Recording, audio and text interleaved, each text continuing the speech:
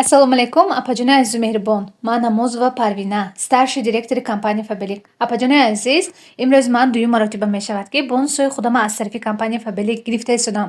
Якум маротибае ки ман гирифтам, ин 22684 сомонӣ буд. Видео карда партофтагӣ будам.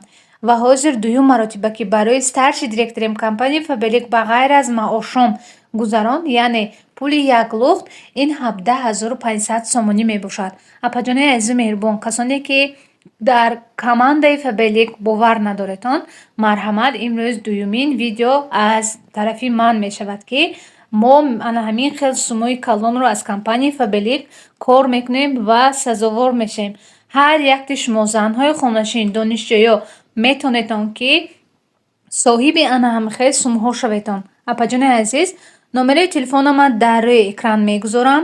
Метонетон занг занетон ва нависетон. Барои ҳар якти шумо